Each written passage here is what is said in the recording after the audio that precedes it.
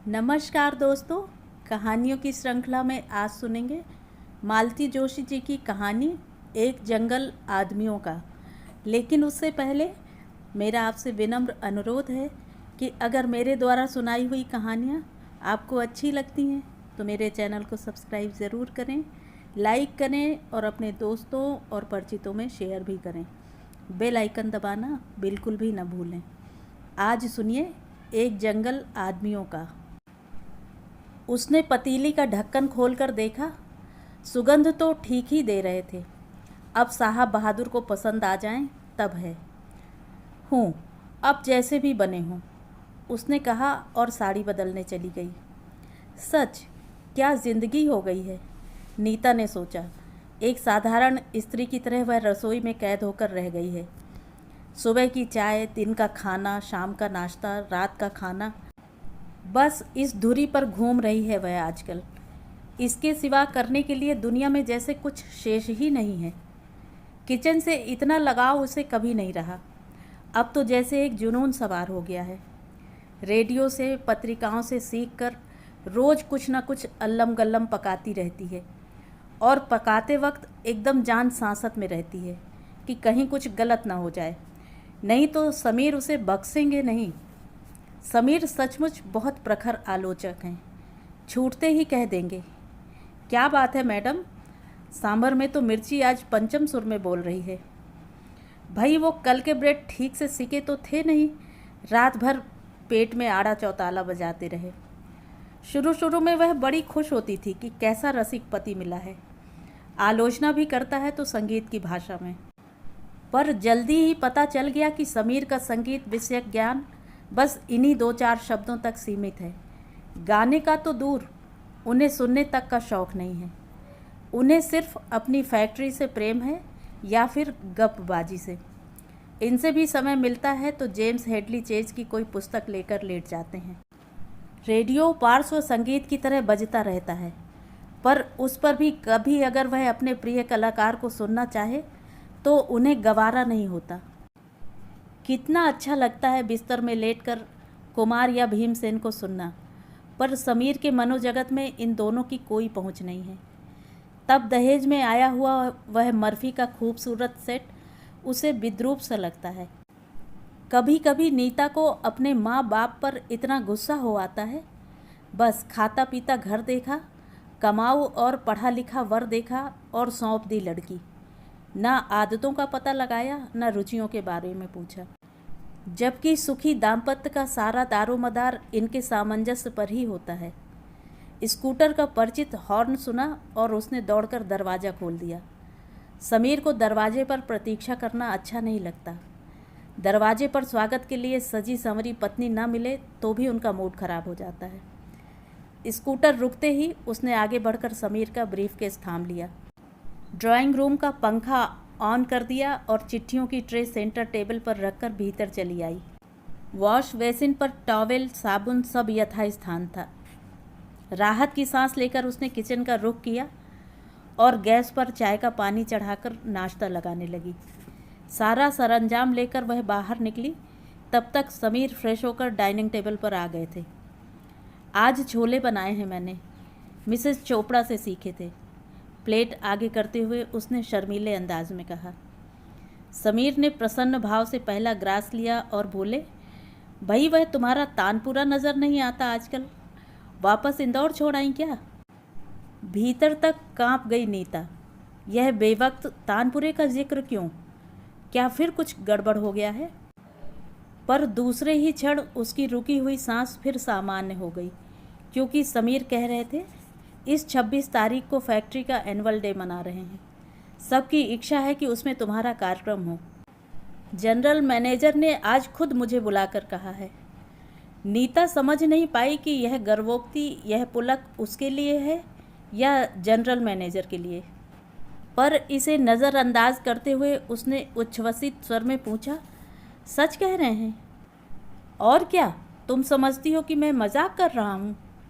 लेकिन वहाँ उतने सारे लोगों के बीच मैं गाऊंगी तो तुम्हें बुरा तो नहीं लगेगा? बुरा क्यों लगेगा? मैं क्या बिल्कुल औरंगजेब हूँ? और अपने इस विनोद पर वे खुद ही ठठाकर हंस पड़े। उतना खुलकर हंस नहीं पाई नीता, पर खुशी से उसका रोम रोम थिरक उठा। बस उसका मन हो रहा था कि उठे और अभी मचान से अपना तानपुरा उतार लाए, पर अभी तो रात का सारा आयोजन मुंह बाएं उसके सामने खड़ा था। बहुत बेमन से उसने सारे काम पूरे किए।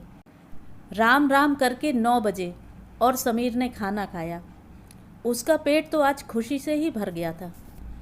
रात किचन को आखिरी प्रणाम करने के बाद उसने स्टूल पर चढ़कर तानपुरा निकाला। धीरे से उसका खोल उतारा और ऐसे चिपटा लिया जैसे बरसों का बिछड़ा मीत मिल गया हो। बेडरूम में ही चटाई पर बैठकर वह तारों को धीरे धीरे कसने लगी। गिलाफ के बावजूद गर्द की एक पतली परत यहाँ वहाँ जम गई थी। अंगुलियों में साड़ी लपेटकर उस धूल को हौले से पोंछते हुए उसने पूछा, कार्यक्रम तो रात में ही होगा ना? और क्या, दिन में तो स्पोर्ट्स वगैरह होंगे। तो मैं सोचती हूँ मारू बिहाग से शुरू करना ठीक रहेगा। यमन भूपाली वगैरह तो आजकल कोई नहीं गाता। कोई जासूसी किताब पढ़ रहे थे समीर। नीता की बात सुनते ही किताब फेंक कर एकदम उठ बैठे। क्या कहा तुमने? मारू बिहाग? हाँ, क्यों? अरे मैडम, आपको तानसेन समारोह में नहीं, फैक्ट्री डे पर गाना है। वहाँ बिहाग सुहाग कौन समझेगा? कुछ हल्का फुल्का गाना, समझी? रोनी रोनी हो आई मैं। कितने उत्साह से कितने अरसे के बाद आज तानपुरा उठाया था। सारी शाम मन में खुशी की घंटियाँ बजती रही थी। अब एकदम जैसे सन्नाटा छा गया। उसकी एमए म्यूज़िक की डिग्री, उसके ढेर सारे इनाम उसका मुंह चिढ़ाने लगे। क्या इसी दिन के लिए इतनी साधना की थी? क्या क्या भविष्यवाणियाँ की गई थी उसके लिए? यहाँ आकर देखे कोई। समीर के एक वाक्य से ही जैसे सब कुछ मिट्टी हो गया है। समीर तो कह सुनकर फिर अपनी पुस्तक में खो गए थे। ठीक 11 बजे उन्होंने बेड लैम्प का स्विच ऑफ किया और खर्राटे भरने लगे। नीता लेकिन रात भर सो नहीं सकी। अनछुआ तानपुरा भी रात भर चटाई पर सिसकता पड़ा रहा। दूसरे दिन दफ्तर जाते हुए समीर ने पूछा, तो उन लोगों को हाँ कर दूँ ना? नीता को जल्दी से कुछ जवाब भी देते न बना। जब तक वह कुछ कहने को हुई तब तक समीर का स्कूटर सड़क नापने लगा था। दोपहर के सारे कामों से निपट कर उसने सोचा, तानपुरा तो ठिकाने से रख दे, उसे क्यों धूल खाने के लिए छोड़ दिया जाए। कसा हुआ तानपुरा उतारने से पहले अनायास ही उसकी उंगलियां तारों पर फिरने लगीं और उतनी ही सहजता से मिस्र काफ़ी की बंदिश उसके कंठ से फूट पड़ी। पिया तो मानत नाही, अब कौन गुनन ते रिझाऊं सखीरी। पता नहीं वह तन्मय होकर कितनी देर तक गाती रही। निठुर पिया के प्रति जितने भी गिले शिकवे थे, सब जैसे स्वरों की उंगलियां थामकर बाहर आ गए। जब खूब जी भरकर गा चुकी तो तानपुरा नीचे रखते हुए उसे लगा कि मन एकदम हल्का हो आया है और इसके साथ ही उसे एक सुखद अनुभूति हुई। अरे रात बेवजह उदास हो रही थी वह। हल्का फुल्का ऐसे भी तो गाया जा सकता है। बस यही करेगी वह। एक आध ठुमरी, एक आध दादरा, फिर शकील या गालिब की कोई गज़ल और अंत में मीरा या ब्रह्मानंद का एक पद। और बस मन ही मन उसने 1.5-2 घंटे के कार्यक्रम की रूपरेखा बना ली और रियाज शुरू किया। रोज़ दोपहर तानपुरा लेकर बैठ जाती। तानपुरा जो पास पड़ोस के बच्चों के डर से अज्ञातवास भोग रहा था, अब शान से बेडरूम में रखा रहता। नीता की पूरी दोपहरी उसके साथ ही गुजरती। यूँ तबले के बिना रियाज का कोई मतलब नहीं था, फिर भी यह दैनिक अभ्यास उसके आत्मविश्वास को बल दे रहा था। कई बार उसका मन होता कि अपने प्रियतम को सामने बिठाकर अपनी स्वर गंगा से नहला दे, पर अवसर ही नहीं मिलता। समीर इन दिनों बेहद व्यस्त हो गए थे। वे रिफ्रेशमेंट इंचार्ज थे। इन दिनों पूरा वक्त यहाँ वहाँ के चक्कर लगाने में ही बीत जाता था। पानी की व्यवस्था करनी है, म्यूनिसिपैलिटी जा रहे हैं। दूध के लिए डेयरी से संपर्क साधा जा रहा है।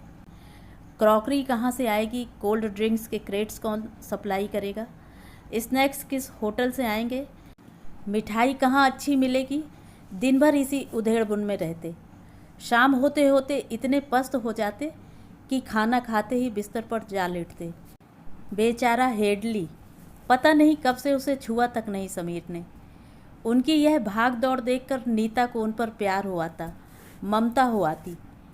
कार्यक्रम वाले दिन तो समीर सुबह से ही निकल गए थे। स्टाफ की स्पोर्ट्स मीट जो थी, कई महिलाएं भी दर्शक बनकर जा रही थी, पर नीता नहीं गई। दिन भर की धूप और धूप में बैठकर वह अपने गले का कबाड़ा नहीं करना चाहती थी। सुनो, समीर ने जाते वक्त कहा, तुम ठीक 6 बजे तैयार रहना। मैंने शर्मा लोगों से कह दिया है, वे तुम्हें लेते आएंगे। और हाँ डियर, मेरा सूट भी लेती आना। ये कपड़े तो दिन भर में बिल्कुल मिट्टी हो जाएंगे। मैं क्या पहनूं? उसने प्यार से पूछा। कुछ भी पहन लो यार, इतनी साड़ियाँ तो हैं, समीर ने कहा और गाड़ी स्टार्ट कर दी। इतना बुरा लगा नीता को। यहाँ पड़ोस में भी जाना होगा तो 100 सुझाव देंगे, और आज फिर उसने मन को समझा लिया। ये बातें इतनी जल्दी में थोड़े ही बताई जाती हैं, रात में ही पूछ लेती तो ठीक रहता। वह अपनी अलमारी खोलकर खड़ी हो गई। सच तो कहते हैं वे, ढेर सी साड़ियाँ हैं उसके पास, पर सब जैसे पुकार पुकार कर कह रही हैं कि वे नई नवेली वार्डरोब है। इतने लाउड कपड़े पहनकर कोई स्टेज पर जा सकता है? बहुत सोच विचार कर उसने प्याजी रंग की एक चंदेरी साड़ी तय की। उससे मेल खाती चूड़ियाँ, पर्स, बालों का ढीला सा जूड़ा, जूड़े में टका हुआ एक पीला गुलाब, बस। शाम को ठीक 6 बजे शर्मा जी की कार ने हॉर्न दिया। वह तो तैयार ही थी, ताला डालकर चट से बाहर निकल आई। क्या यह भी साथ जाएगा? मिसेस शर्मा ने तानपुरे को देखकर पूछा। जी, वो मेरा प्रोग्राम है ना आज, उसने विनम्र स्वर में उत्तर दिया। पर मन ही मन वह उस समय अपने को इन तमाम अफसर बीवियों से श्रेष्ठ समझ रही थी। मिसेस समीर, हमें नहीं मालूम था कि आप सितार भी बजाती हैं। It is a pleasant surprise, Sharma ji ने सामने लगे कांच में उसे देखते हुए कहा। जी, यह सितार नहीं, तानपुरा है, उसने मिमिया कर कहा, पर गाड़ी की घरघराहट उसकी आवाज़ को लील गई। पूरे रास्ते वह गुमसुम सी बैठी रही। फैक्ट्री उस शाम दुल्हन सी लग रही थी। मंडप, स्वागत द्वार, बिजली की रंगीन मालाएं, एकदम शादी का सा माहौल था। लाउड स्पीकर उतनी ही निर्ममता से चीख रहा था। गाड़ी से उतरकर शर्मा परिवार तो अपने परिचितों की भीड़ में खो गया। वह बदहवास सी वहीं खड़ी रह गई। समीर का दूर दूर तक पता नहीं था। उस भीड़ भरे माहौल में यूं तानपुरा लेकर खड़े रहना बड़ा अजीब सा लग रहा था, पर इसी तानपुरे ने उसकी पहचान बनाई। एक नाटा सा मोटा आदमी हांफता हुआ उसके पास आया। आप मिसेस समीर हैं ना? जी, मैं बत्रा हूँ, एंटरटेनमेंट इंचार्ज। आइए मेरे साथ। बत्रा उसे जहाँ ले गया वह शायद स्टेज का पिछला भाग था। कनातों द्वारा ग्रीन रूम बनाया गया था, जहाँ से घुंघरुओं की आवाज़, लड़कियों की खिलखिलाहट और बड़ों की डांट डपट सुनाई दे रही थी। क्या डांस वगैरह भी है? उसने पूछा। जी हाँ, मैं आपको प्रोग्राम दे रहा हूँ ना अभी। और बत्रा ने उसके हाथ में एक साइक्लो स्टाइल पर्चा थमा दिया। बाप रे, पूरे 15 आइटम थे। लग रहा था जैसे किसी स्कूल का सांस्कृतिक कार्यक्रम हो। कव्वाली से लेकर गरबे तक सारे कार्यक्रम उसमें थे। आपका आइटम 7वां है, बत्रा ने बताया। उसने देखा, प्रहसन और कथक नृत्य के बीच में सैंडविच बनाकर उसका कार्यक्रम रखा हुआ है। ऐसे में क्या गा पाऊंगी मैं? उसने रोनी सी आवाज़ में कहा। क्यों? आपको 20 मिनट दे रहे हैं। ऐसा है ना मैडम, सबको चांस देना पड़ता है। फिर भी सबको 5-7 मिनट से ऊपर नहीं दिए, पर आपका क्लासिकल आइटम है ना, इसलिए 20 मिनट दे रहे हैं। बत्रा इस अंदाज से कह रहा था जैसे 20 मिनट नहीं 20 घंटे दे दिए हों। नीता का मन हुआ कार्यक्रम का वह कागज़ उसके मुंह पर फेंक मारे और कह दे कि मैं इन 20 मिनटों की भीख मांगने नहीं आई थी। जनरल मैनेजर ने खुद प्रपोजल भेजा था, इसलिए वह आई है। लेकिन बत्रा से यह सब कहने का क्या लाभ था? समीर सामने होते तो उन्हें ऐसे आड़े हाथों लेती कि बस, पर उनका कहीं पता ही नहीं था। राम राम करके वह उबाऊ कार्यक्रम प्रारंभ हुआ। अतिथि आगमन, माल्यार्पण, स्वागत गीत, स्वागत भाषण, फैक्ट्री का इतिहास वह सुनती रही और उबासियाँ लेती रही। इसी बीच समीर आकर अपना सूट ले गए थे। जाते हुए उसे गुड लक कहना भी नहीं भूले थे। जैसे जैसे कार्यक्रम आगे बढ़ रहा था वह नर्वस हुई जा रही थी। छठे नंबर पर जब प्रहसन प्रारंभ हुआ तो वह हारमोनियम और तबले के साथ सुर मिलाने के लिए स्टेज के पीछे चली गई। बाहर ठहाके गूंजते रहे और वह बेवजह से बेसुरी होती रही। जिस समय उसका नाम अनाउंस हुआ तब तक उसका मूड बिल्कुल हवा हो चुका था। बाहर बतरा उसकी तारीफ के पुल बांध रहा था और स्टेज पर बैठी वह अपने को और समीर को कोस रही थी। तो सुनिए नीता समीर से पहले एक गीत, ननंदिया काहे मारे बोल। गीत? उसने चौंक कर कहा, पर तब तक पर्दा उठ चुका था। हार कर उसने तानपुरे के साथ अपना सुर मिलाया और ठुमरी छेड़ दी। अपनी इस प्रिय बंदिश को उसने बड़ी ही नज़ाकत के साथ उठाया। बड़े ही सधे अंदाज में उसने शब्दों में स्वरों के रंग भरने शुरू किए। फिर भी उसे लगा कि श्रोताओं पर उसकी पकड़ ढीली पड़ती जा रही है। स्तब्धता पहले फुसफुसाहट में और फिर शोर में बदलती जा रही थी। हार कर उसने इतने अच्छे ढंग से उठाई हुई चीज़ को बड़ी बेतरतीबी से समेटा और चुप हो गई। कोई गज़ल उठा लीजिए, संगतकारों ने सहानुभूतिपूर्ण सुझाव दिया। उसने कृतज्ञ भाव से उन्हें देखा और गालिब की यह चीज़ शुरू की। प्रयास किया, शब्दों की सही फेंक, सुरों की मीनाकारी, लयकारी का संयत प्रयोग। कहीं कुछ कमी नहीं थी। संगतकार भी अस्फूर्त दाद दे रहे थे। फिर भी लग रहा था कि बात कुछ बनी नहीं। तभी एक प्रस्ताव हुआ। उसने गज़ल समाप्त की ही थी कि सामने वाली पंक्ति से एक झबरे बालों वाली मैक्सी उठकर स्टेज तक आई और बोली, कोई गज़ल सुनाइए। नीता की सहन शक्ति जैसे जवाब दे गई। अभी तक मैं गज़ल नहीं तो क्या कव्वाली गा रही थी। वह एकदम फट पड़ी। उसे भान ही नहीं रहा कि उसकी आवाज़ माइक से होकर सारे पंडाल में गूंज गई। मैक्सी पैर पटकते हुए बाहर निकल गई और देखते ही देखते सामने की 8-10 कुर्सियां खाली हो गईं। इस नाटक को अनदेखा कर वह ब्रह्मानंद का एक पद शुरू करने जा ही रही थी कि पर्दा गिर पड़ा। बाहर बतरा अगले आइटम की घोषणा कर रहा था। अपमान से तिलमिला उठी वह।